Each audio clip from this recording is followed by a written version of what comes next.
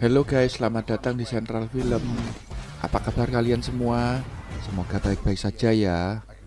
Kali ini kita akan membahas alur film Iron Man yang rilis tahun 2008. Simak terus ya videonya. Enjoy!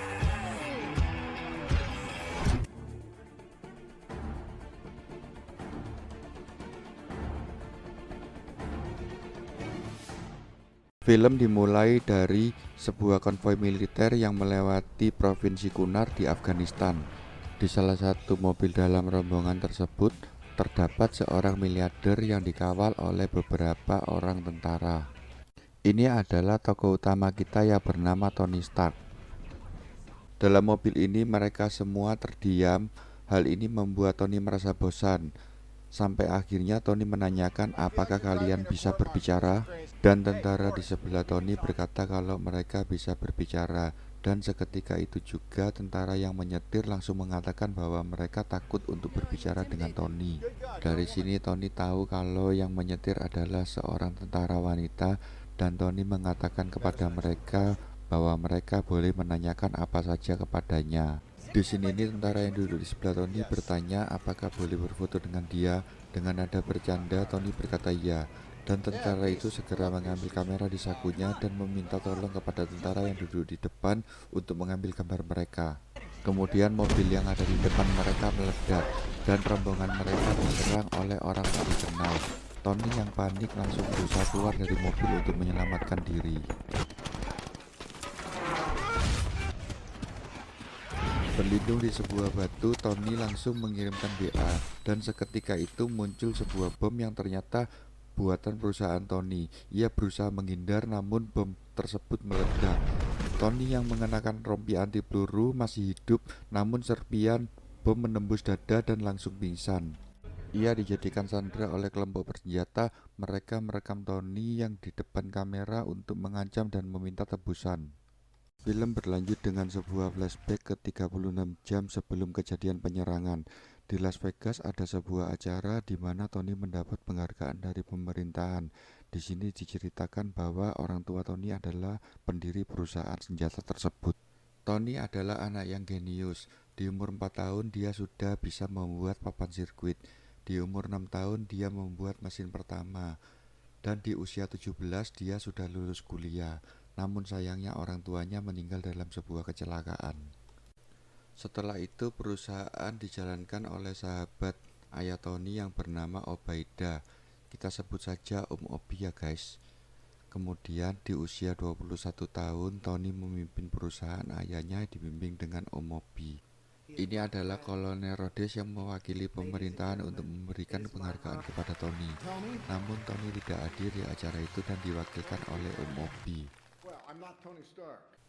Setelah selesai acara, Rhodes langsung menghampiri Tony yang bermain di sebuah kasino. Di sini kita tahu bahwa Tony sebenarnya hadir di tempat itu, tetapi dia lebih memilih bersenang-senang di kasino hotel tersebut. Tokoh yang berjalan di depan Tony adalah Happy Hogan. Ketika Tony mau masuk mobil, ada seorang cewek yang memanggilnya. Ternyata ia adalah seorang wartawan. Dan Tony menjadi mau diwawancarai karena Happy mengatakan kalau cewek itu cantik. Nama cewek itu adalah Christine. Singkat cerita mereka ngobrol dan akhirnya diajak pulang ke rumah Tony. Dan malam itu juga mereka melakukan ritual enak-enak. Keesokan harinya ketika Christine terbangun, ia mencari Tony dan ia menekan sebuah tombol yang ada di dinding. Kemudian langsung muncul peringatan oleh suara robot asisten rumah yang bernama Jarvis. Dan saat itu juga asisten pribadi Tony yang bernama Pepperpot datang untuk memberikan pakaian Christine yang sudah di laundry.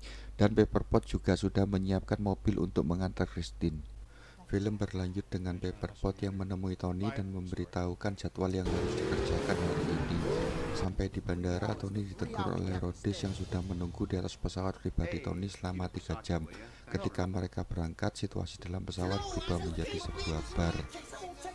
Sesampainya di tempat tujuan, mereka langsung disambut oleh seorang jenderal yang bertugas di Timur Tengah, dan Tony langsung mempresentasikan senjata buatan yang terbaru di sebuah pegunungan. Tony menamakan senjata itu dengan sebutan rudal Jericho. Setelah percobaan itu, Tony langsung pergi dengan kendaraan militer untuk ke pangkalan udara di mana pesawat pribadinya diparkirkan. Rhodes yang mengajak Tony bergabung dengan dirinya menuju ke pangkalan, tetapi Tony menolak dan menyuruhnya untuk naik kendaraan yang lain. Film berlanjut di mana Tony adalah tawanan kelompok bersenjata. Mereka berusaha mengobati Tony yang terkena pecahan bom di dadanya. Ketika terbangun dari pingsannya, Tony baru sadar kalau dadanya terhubung dengan sebuah aki mobil. Orang ini bernama Yinsen. Dia orang yang telah menolong Tony untuk mengeluarkan pecahan bom. Namun ia menjelaskan kalau beberapa pecahan yang tersisa tidak bisa diambil dan akan semakin mendekati jantung. Jadi ia harus menanam elektromagnet yang berfungsi untuk menahan pecahan bom dalam tubuh Tony. Kemudian datang gerombolan orang yang menyandera Tony dan mereka ingin dibuatkan sebuah rudal Jericho dan Tony langsung menolaknya. Karena penolakan tersebut, Tony langsung disiksa dan setelah itu mereka mengintimidasi Tony dengan menunjukkan semua senjata yang mereka punya dari perusahaan Tony. Setelah kembali ke sel tahanan, Yinsen menasihati tentang bahaya senjata yang mereka punya dan mengajak Tony untuk melawan sampai akhir. Kemudian Tony meminta alat kerja dan banyak senjata untuk didaur ulang. Di sini terlihat Tony mulai membongkar roket dan mengambil salah satu bahan di dalamnya. Dari bahan tersebut Tony bisa membuat reaktor mini sehingga dia bebas bergerak tanpa membawa sebuah aki lagi. Beberapa saat kemudian potongan armor besi sudah selesai dibuat. Pemimpin dari kelompok itu mulai curiga dengan apa yang Tony kerjakan. Tanpa membuang waktu, ia mendatangi sel Tony dan hanya memberi 1 hari untuk menyelesaikan rudal Jericho. Tony langsung menyelesaikan armor besi yang sedang ia buat. Pemimpin kelompok itu tidak melihat Tony ada di CCTV. Ia langsung memerintahkan anak buahnya untuk menuju ke sel tahanan. Ketika pintu tahanan dibuka, para penjaga tewas karena ledakan bom yang terpasang di balik pintu sel. Mengetahui adanya ledakan itu, pemimpin kelompok langsung menyuruh seluruh anak buahnya bersiap-siap untuk membunuh Tony. Saat Tony sedang menunggu pengisian daya armor besi, Yinsen langsung mengambil senjata penjaga yang tewas untuk mengulur waktu. Setelah daya terisi penuh, Tony langsung bergerak menghajar semua penjaga. Yinsen yang sekarat karena tertembak akibat mengulur waktu tadi berpesan kepada Tony agar tidak menyia-nyiakan waktu. Dan Yinsen pun meninggal. Tony yang sudah di luar langsung membakar semua senjata milik kelompok itu. Setelah mengaktifkan tombol, armor besi terbang menjauhi daerah tersebut. Namun armor besi hancur karena jatuh dari ketinggian. Dan Tony pun melanjutkan melarikan diri dengan berjalan di padang gurun. Setelahnya terlihat beberapa helikopter yang menjemput dia. Tampak Rhodes yang memimpin penjemputan langsung bergegas membawa Tony.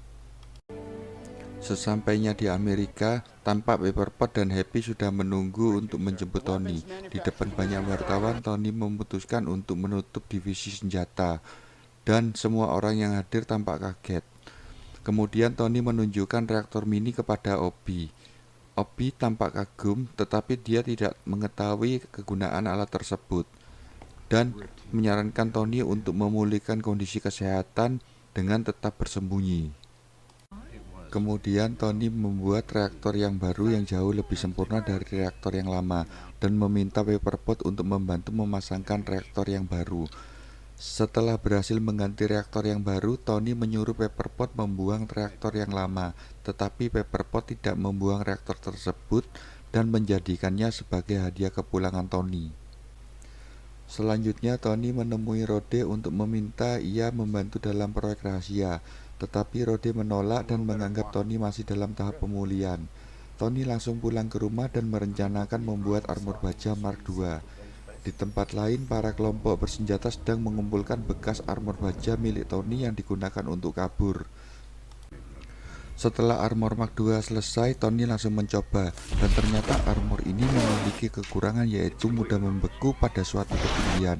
Hal ini sangat berbahaya karena semua sensor dan program langsung padam. Kekurangan yang lain pada armor ini adalah terlalu berat, sehingga lihat sendiri deh guys. Film berlanjut dengan Tony yang membuat armor Mark III. Kali ini ia membuat armor dengan bahan campuran emas agar tidak mudah membeku, ringan dan kuat. Tony meminta Jarvis untuk menyelesaikan armor Martiga tersebut, dan kemudian ia pergi ke sebuah pesta. Di pesta ini ia melihat sosok Pepperpot yang cantik. Tanpa ragu, Tony mendatangi Pepperpot dan mengajaknya berdansa. Setelah berdansa, mereka mengobrol di atas gedung. Ketika Tony hendak mengambilkan minuman untuk Pepperpot, ia bertemu Christine, wartawan yang pernah menginap di rumah Tony. Christine pun menunjukkan beberapa foto kekejaman kelompok bersenjata yang pernah menculik Tony, dan Tony pun kaget ketika kelompok tersebut sudah mendapatkan rudal Jericho dan langsung menanyakan kepada Obi apakah dia menjual rudal tersebut. Namun Obi yang tersinggung dengan pertanyaan Tony langsung meninggalkan pesta. Keesokan harinya ketika Tony sedang menyempurnakan armor Martiga, ia melihat siaran TV yang memberitakan kekejaman kelompok bersenjata yang menyerang warga sipil. Dengan segera Tony memakai armor dan mendatangi mereka. Musuh berhasil dilumpuhkan dan Sandra dibebaskan semua. Dalam perjalanan pulang, armor Tony tertangkap oleh radar militer. Rhodes langsung menelepon Tony dan menanyakan keberadaannya, tetapi Tony ingin merahasiakan armor tersebut dan pura-pura tidak tahu, sehingga militer memerintahkan 2 pesawat tempur dan terjadi kejar-kejaran antara Tony dan 2 pesawat tempur tersebut. Untuk meminimalkan kerusakan, Tony bersembunyi di salah satu badan pesawat. Kemudian Tony menelepon Rhodes dan mengatakan bahwa ia berada di dalam armor tersebut. Tetapi salah satu pilot melihat Tony yang bersembunyi dan memerintahkan temannya untuk melepaskan diri dengan melakukan spin udara. Tony yang berhasil dilepaskan langsung ditabrak oleh pesawat yang ada di belakangnya dan mengakibatkan sayap pesawat tersebut hancur. Pilot berhasil melontarkan kursi, tetapi parachute-nya macet. Tony yang mengetahui hal ini langsung dengan cepat menghampiri dan membantu mengaktifkan parasut, dan kemudian kabur dengan kecepatan penuh kembali ke rumah. Berita mengenai hancurnya pesawat disamarkan oleh Rhodes sebagai kecelakaan latihan. Pada suatu malam di kamp kelompok bersenjata tampak sebuah mobil dengan pengawalan penuh. Ternyata itu adalah rombongan Obi. Kedatangan Obi untuk melihat armor yang dibuat oleh Tony saat diculik. Dan kemudian Obi berhasil melumpuhkan pimpinan mereka, dan sebelum meninggalkan tempat itu, Obi memerintahkan untuk membersihkan tempat itu supaya tidak ada jejak dan saksi. Armor pertama Tony yang dibawa dan disimpan di tempat rahasia untuk diteliti. Tony mencurigai Obi yang secara diam-diam menjual senjata yang ia buat, meminta Nona Pot untuk mendownload semua data melalui laptop di kantor Tony. Di sini terlihat bahwa dalang penculikan Tony adalah Obi yang ingin menguasai pabrik senjata. Dan terlihat juga Obi yang membuat armor lebih besar. Ketika Obi muncul, membuat Nona Pot kaget dan berpura-pura tenang sampai tugas yang diberikan Tony selesai. Setelah selesai, Nona Pot langsung bergegas pergi dan meminta seorang agen yang kebetulan menunggu pertemuan untuk mengawalnya. Obi yang sadar kalau rahasianya sudah terbongkar langsung bergegas mengambil reaktor mini milik Tony dengan harapan dia bisa menghidupkan armor dan menggunakan untuk menyingkirkan semua yang menghalanginya. Tony yang saat itu sedang sekarat langsung menuju ke ruang kerjanya, dan beruntung reaktor lama yang ia buat masih ada. Nona Pot yang teleponnya tidak dijawab oleh Tony meminta Rhodes untuk menuju ke rumah Tony, sedangkan dia sendiri bersama agen bergegas menangkap Obi. Di tempat Tony, Rhodes langsung menceritakan bahwa Pot sedang dalam perjalanan menangkap Obi. Mengetahui hal itu, Tony langsung bergegas memakai armor karena tahu kalau Pot dalam bahaya. Setelah Tony berangkat, Rhodes diberi tugas untuk mengamankan jalur pesawat dan mengkonfirmasi bahwa akan ada latihan senjata militer. Kemudian film berlanjut dengan Obi yang sudah berada di dalam armor raksasa buatannya dan secara brutal menyerang para agen yang mau menangkapnya. Untung Tony datang tepat waktu dan 2 armor bertarung dengan hebat. Pada saat itu Tony juga meminta Pepperpot untuk meledakkan reaktor raksasa, dan Tony berusaha memancing Obi supaya hancur bersama reaktor raksasa itu. Singkat cerita, Obi berhasil dikalahkan dan disingkirkan untuk selamanya.